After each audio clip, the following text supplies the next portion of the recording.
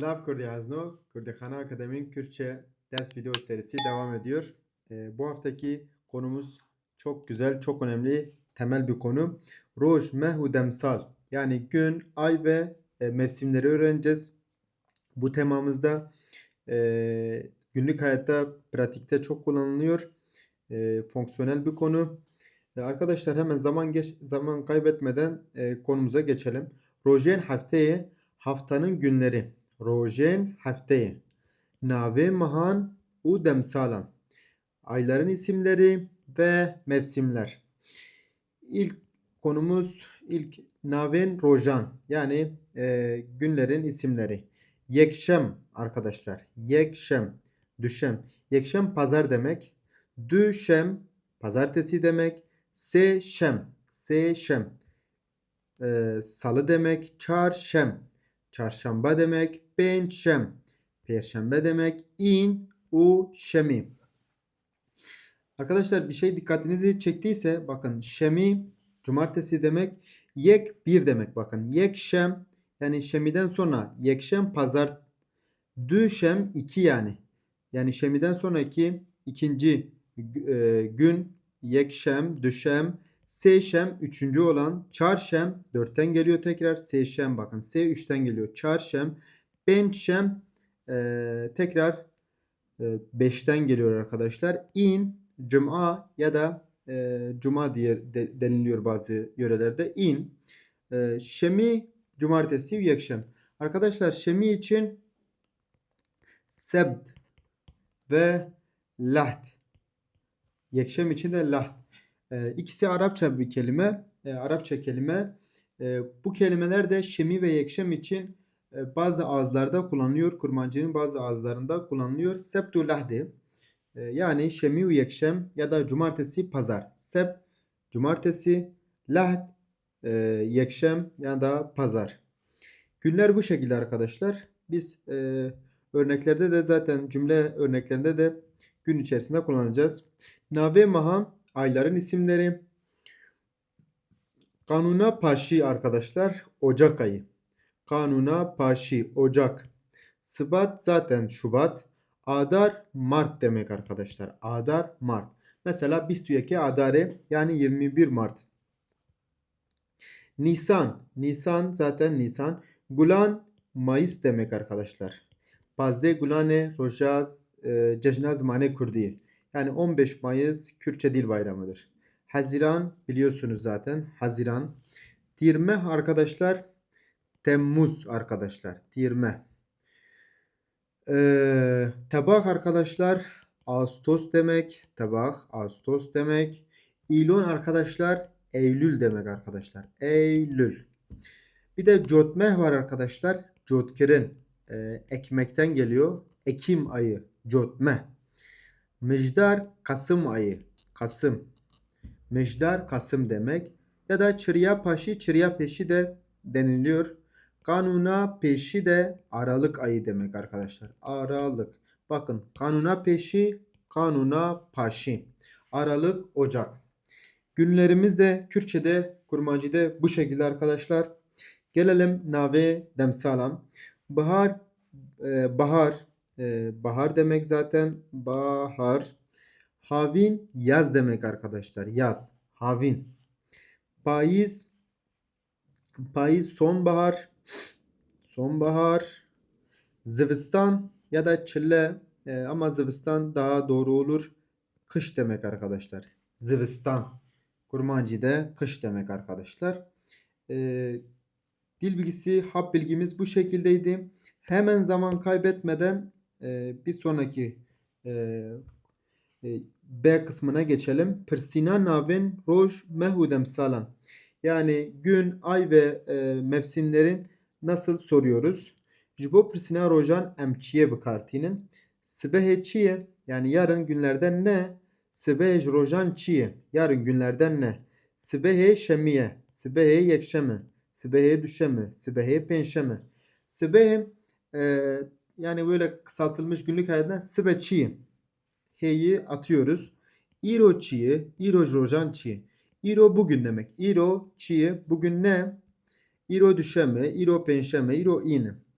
Do arkadaşlar. Bakın. İro bugün demek. Bugün. Sıbehe yarın demek. Yarın. Do dün demek arkadaşlar. Dün. Do çi bu, do rojan çi bu, do şemi bu, do yekşem bu, do düşen bu, do in bu. Bir de do na per var arkadaşlar. Do na per. Dün değil bir evvelsi gün. Do na per. Do na per. Dema navê roj mehu demsalan paşkira êyê digre wateya di wê demê de dide. Düşemê, İğne, Nisane, Gulane, Bahare, Payise. Yani pazartesinde o anlamı veriyor. İğne Jibo sinore diyarkiriyen daman kalıba de tevkarani. De Adare'de Mart aylarında yani Mart ayları sınırında diye çevirebiliriz literal bir şekilde. De Havine'de yani yaz aylarında. Yazın. De Nisane'de, de Payize'de yani sonbaharda. Sonbahar aylarında. De Payize'de, de Zivistane'de. Böyle bir de kalıbımız var. Peyva kenge jibo persina dema rudane tebkarın. Rudan olay demek arkadaşlar. Peyva kenge davet kenge yani e, e, düğün olayı ne zaman olacak? Kenge ne zaman? Ne zaman arkadaşlar? Ne zaman? Davet roja yekşemeye.